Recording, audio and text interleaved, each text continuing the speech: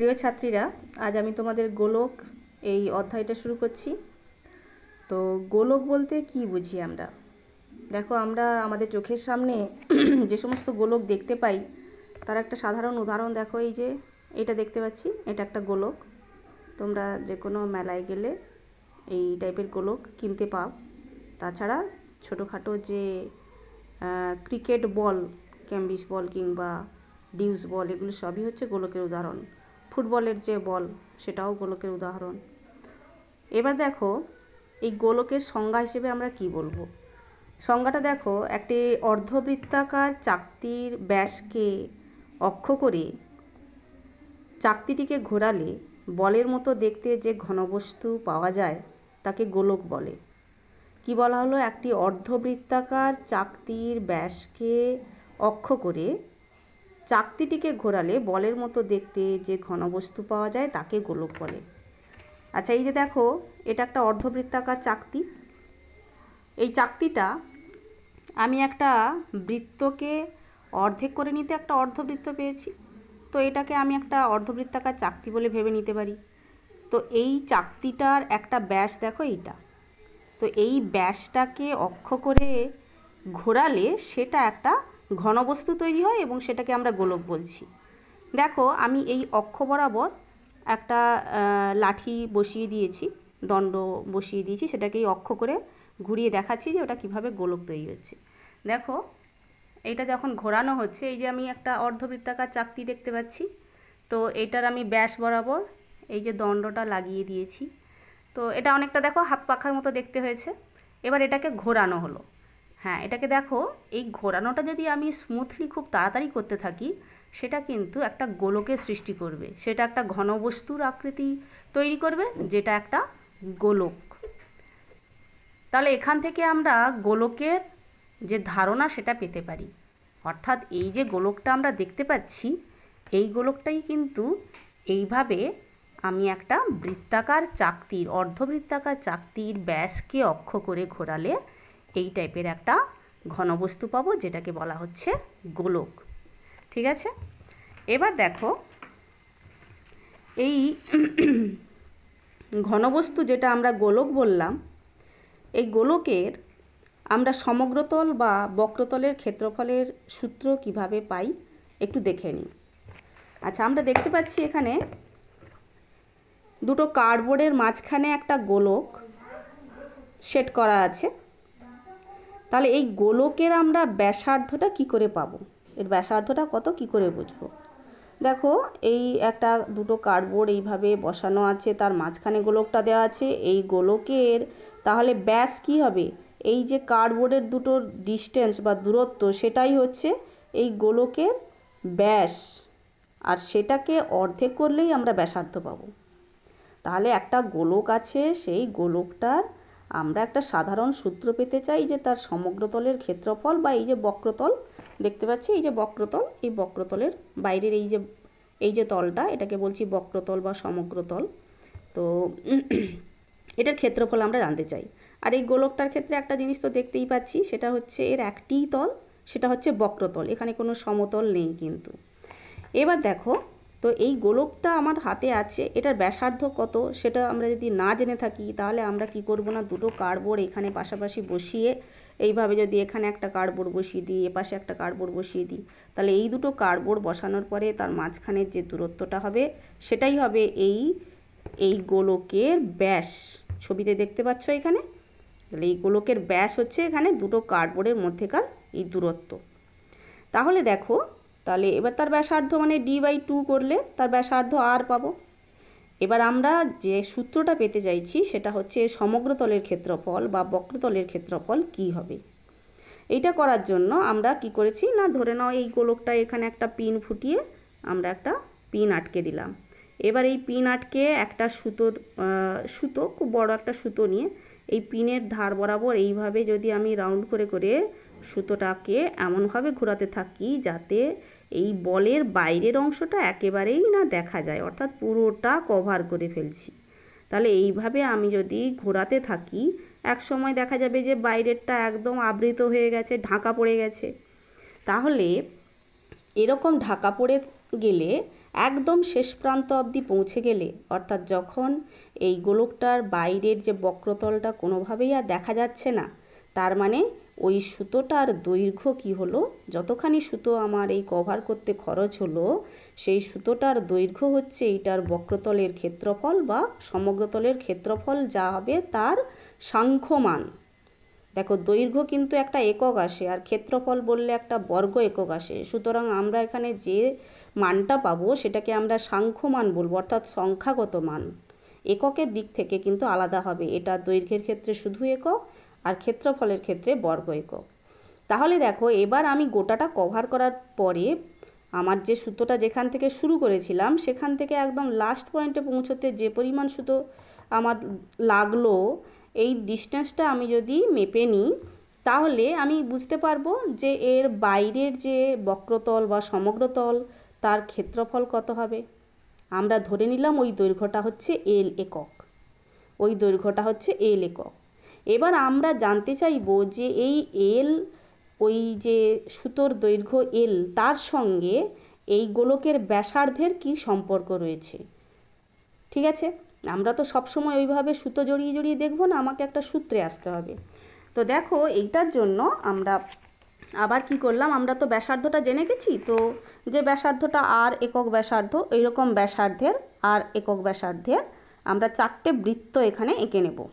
এবার এই 4টে বৃত্ত এইভাবে এই যে কেন্দ্র থেকে শুরু করে ধীরে ধীরে গোটা বৃত্তটাকে এইভাবে সুতো দিয়ে কিন্তু আমরা কভার করতে থাকবো।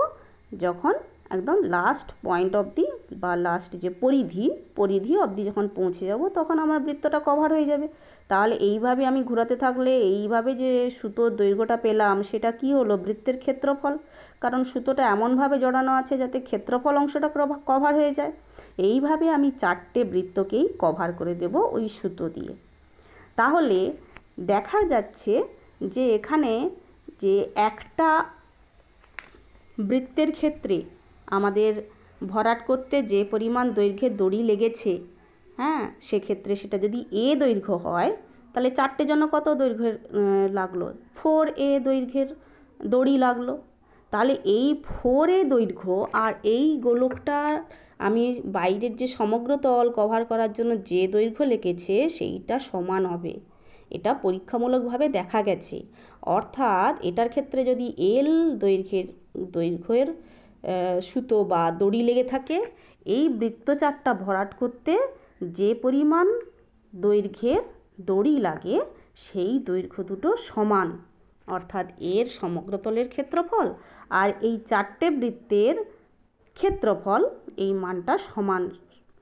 তাহলে এখান থেকে আমরা বলতে পারি যে গোলকের সমগ্রতলের ক্ষেত্রফল হচ্ছে 4 × πr²। কেন না, এই বৃত্তগুলোর প্রত্যেকটার ব্যাসার্ধ আর একক, তাহলে এর ক্ষেত্রফল কত, πr²। তাহলে 4টের জন্য কত হবে, 4πr²। তাহলে আমরা যে সুতোটার দৈর্ঘ্য পেলাম, মোট 4টে বৃত্তের জন্য কত সুতোর দৈর্ঘ্য লেগেছে, কত দৈর্ঘ্যের সুতো লেগেছে, 4πr² এত। তাহলে এই যে গোলকটা, এটার বাইরের তল বক্রতল বা সমগ্রতলকে কভার করতেও সেই একই পরিমাণ দৈর্ঘ্যের সুতো লেগেছে। তাহলে এইটার ক্ষেত্রফল কি হলো, সমগ্রতলের ক্ষেত্রফল কি হলো না, 4πr²। এবার দেখো যে আমি এখানে সূত্রটা তোমাদের লিখে নিয়েছি। এই যে গোলকের ব্যাসার্ধ যদি আর একক হয়, তাহলে গোলকের বক্রতলের বা সমগ্রতলের ক্ষেত্রফল কি হবে, 4πr² বর্গ একক। আচ্ছা, এখানে বলি গোলকের যেটাই বক্রতল সেটাই সমগ্রতল, যেহেতু একটাই তল রয়েছে। এবার দেখো গোলকের আয়তনের সূত্রটা কি হবে। গোলকের আয়তনের সূত্র হচ্ছে 4/3 πr³ ঘন একক। এটা কিভাবে এলো সেটা কিন্তু তোমাদের ক্লাসের জন্য নয়, এটা তোমরা শুধু সূত্রটাই মনে রাখবে যে গোলকের আয়তন হচ্ছে 4/3 πr³ ঘন একক।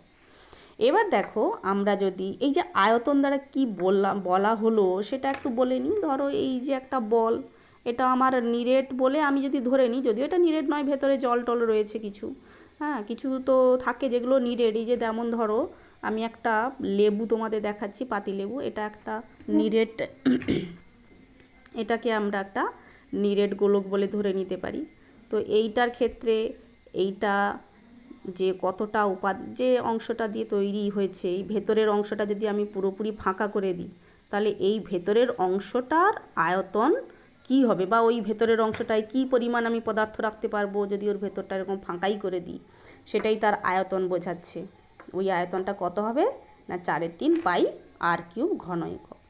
এবার দেখো একটা নিরেট অর্ধ গোলকাকার ঘনবস্তুর বক্রতলের ক্ষেত্রফল কি হবে না 4πr²/2। আমি এইটা এই পাতিলেবুটা দিয়েই বোঝাচ্ছি। দেখো এটার যদি গোটাটার যদি 4πr² হয়, অর্ধেক করে দিলে কি হবে, তার শুধু এই বাইরেরটা অর্ধেক হবে, ঠিক আছে। এই গোটাটার জন্য যা হবে তার অর্ধেক করে দিলে কি হবে না তার বক্রতলের ক্ষেত্রফল হয়ে যাবে 2πr²। 4πr²কে অর্ধেক করে দিলে যা হয় 2πr²। এটা হচ্ছে তার বক্রতলের ক্ষেত্রফল। কিন্তু দেখো একটা অর্ধগোলকের ক্ষেত্রে তার কিন্তু শুধুমাত্র বক্রতল নেই, আরও একটা তল রয়েছে। এই যে তলটা, এই যে বৃত্তাকার সমতল, এটা একটা তল রয়েছে। তাহলে দেখো এটার ক্ষেত্রে অর্ধগোলকাকার নিরেট অর্ধগোলকাকার কোনো ঘনবস্তুর ক্ষেত্রে তার কিন্তু একটা তল নয়, দুটো তল। একটা হচ্ছে বক্রতল, এই যে বাইরের এটা বক্রতল, আর এটা হচ্ছে সমতল। তাহলে এটার সমগ্রতল আর বক্রতল, বাইরেরটা বক্রতল হলো, আর তাহলে এই বক্রতল আর এই সমতল এই দুটোর সমষ্টি হচ্ছে তার সমগ্রতলের ক্ষেত্রফল। তাহলে এটার দেখো এটা তো একটা বৃত্ত, এই বাইরের এই যে অংশটা দেখতে পাচ্ছি এটা একটা বৃত্ত, বৃত্তাকার ক্ষেত্রের ক্ষেত্রফল কি হবে πr², এই সূত্রে হবে। তাহলে এটার সমগ্রতলের ক্ষেত্রফল কি হবে না এই বাইরের বক্রতলের জন্য 2πr², আর এই সমতলের জন্য r²। দুটো যোগ করে আমরা কি পাবো না 3πr²। দেখো বক্রতলের ক্ষেত্রফল পেলাম 2πr² বর্গ একক, আর সমগ্রতলের ক্ষেত্রফল পেলাম 3πr² বর্গ একক। আর এমনি যে তার আয়তন সেটা তো বোঝাই যাচ্ছে যে গোটাটার যদি 4/3 πr³ হয়, তাহলে তার অর্ধেকটার আয়তন কি হবে, অর্ধেক পরিমাণ জিনিস ধরবে এর মধ্যে, তার মানে এটা হবে 2/3 πr³। তাহলে 2/3 πr³ ঘন একক। এককগুলো খেয়াল করবে, যখন ক্ষেত্রফল বর্গ একক, এটা ক্ষেত্রফল বর্গ একক, আর আয়তন হলে ঘন একক। এবার দেখো যদি একটা ফাঁপা গোলক থাকে, তাহলে ফাঁপা গোলকের ক্ষেত্রে দেখো এই যে কিছু একটা উপাদান দিয়ে তৈরি বলে এটাকে ফাঁপা গোলক বলে বলা হচ্ছে। মানে এই যে অংশটা ডটেড লাইন দিয়ে বোঝানো হয়েছে, এই অংশটা সে একটা উপাদান দিয়ে তৈরি। তাহলে এর একটা বহির্ব্যাসার্ধ রয়েছে ধরো R একক, আর অন্তর্ব্যাসার্ধ রয়েছে r একক। তাহলে এই যে এর উপাদানের আয়তন কত হবে, বা ওই গোলকটা তৈরি করতে কত পরিমাণ উপাদান লেগেছে, যদি এগুলো বলা হয় প্রশ্নে, তাহলে সেটা তার আয়তন বার করতে হবে। ওই আয়তনটা কিভাবে পাবো না এই বহির্ব্যাসার্ধ দিয়ে যে আয়তন সেটার থেকে অন্তর্ব্যাসার্ধ দিয়ে যে আয়তন বিয়োগ দিয়ে দিলে আমরা এই উপাদানের আয়তন পাবো। তাহলে এখানে দেখো বহির্ব্যাসার্ধ R একক, অন্তর্ব্যাসার্ধ r একক হলে ওই গোলকের উপাদানের আয়তন হবে 4/3 পাই R³ মাইনাস r³ ঘন একক। মানে এই দুটো বিয়োগ করা মানে কি, যদি 4/3 পাই আমরা কমন নিয়ে নিই, তাহলে কি থাকবে r³ minus R³ minus r³ ঘন একক হলো। এবার এগুলোর ওপর আমরা একটু কয়েকটা অঙ্ক করে দেখাচ্ছি। আচ্ছা এবার দেখো তোমাদের কোষে দেখি 12, দেখো এখানে আমি 2-এর অঙ্কটা কি বলেছে, একটি চামড়ার বল তৈরি করতে প্রতি বর্গ সেমি 17.50 টাকা হিসেবে এত টাকা লেগেছে। তাহলে বলটির ব্যাসের দৈর্ঘ্য হিসাব করে লিখি। দেখো চামড়ার বল তৈরি করতে মানে ধরে নিতে হবে যে তার ভেতরে কিন্তু উপাদানটা কিছু নেই, ফাঁকা। তাহলে চামড়ার বল মানে বাইরেরটা চামড়া, তাহলে সেটা হচ্ছে তার কি বার করতে হবে না তার সমগ্রতলের ক্ষেত্রফল বা বক্রতলের ক্ষেত্রফল বার করতে হবে চামড়ার বল যখন তৈরি করছি। তাছাড়াও বোঝার একটা উপায় আছে, এই যে প্রতি বর্গ সেমি এত টাকা হিসেবে, তার মানে নিশ্চয় আয়তনের ব্যাপার নয়, ক্ষেত্রফলের ব্যাপার। এভাবেও তুমি নিজে বুঝে নিতে পারো। তাছাড়াও তোমাকে বুঝে নিতে হবে যে চামড়ার বল তৈরি করছি মানে বাইরের সমগ্রতলের ক্ষেত্রফলটাই আমাদের কভার করতে হচ্ছে। তাহলে দেখো আমি ওই ভাষাটাই লিখেছি, একটি চামড়ার বল তৈরি করতে প্রতি বর্গ সেমি 17.50 টাকা হিসেবে 431.20 টাকা লেগেছে। তাহলে বলটির সমগ্রতলের ক্ষেত্রফল কত হবে না এইটাকে এইটা দিয়ে ভাগ করতে হবে, সেটাই সমগ্রতলের ক্ষেত্রফল। এত বর্গ সেমি, এককটা যেহেতু ক্ষেত্রফল বর্গ সেমি, তাহলে এটাকে আমি সরল করেছি। দেখো 616/25 হয়েছে।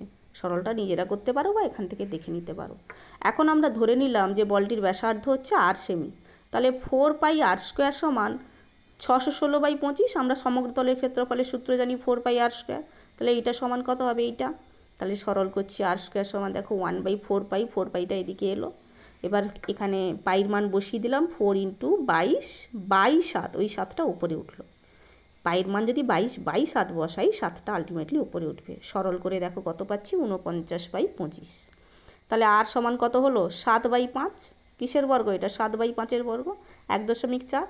আর বলটির ব্যাসের দৈর্ঘ্য চেয়েছে, তাহলে 2 × 1.4 সেমি মানে 2.8 সেমি, এটা হলো। নেক্সট দেখো আমরা 4-এর অঙ্কটা করছি। 4-এর প্রশ্নটা দেখো কি বলছে, যে 28 সেমি দৈর্ঘ্যের ব্যাস বিশিষ্ট একটি নিরেট গোলক জলে সম্পূর্ণভাবে নিমজ্জিত করলে যে পরিমাণ জল অপসারিত করবে তা নির্ণয় করি। তোমরা কিন্তু আর্কিমিডিসের সূত্র থেকে জানো, আগে থেকেই জানো, আমরা আগের প্রবলেমও করেছি পরিমিতির অন্য চ্যাপ্টারগুলোতে, যে একটা গোলককে যদি সম্পূর্ণভাবে নিমজ্জিত করা হয় তাহলে ওই গোলকটা তার সম আয়তনের জল অপসারণ করবে। ঠিক আছে, তাহলে এখানে আমাদের গোলকের আয়তনটা বার করতে হবে। তার ব্যাস দেওয়া আছে, আমরা এখান থেকে তার আয়তন বার করব। তাহলে যে পরিমাণ আয়তন বেরোবে সেই আয়তনের জল সে অপসারণ করবে। তাহলে অঙ্কটা দেখছি কিভাবে করা হচ্ছে।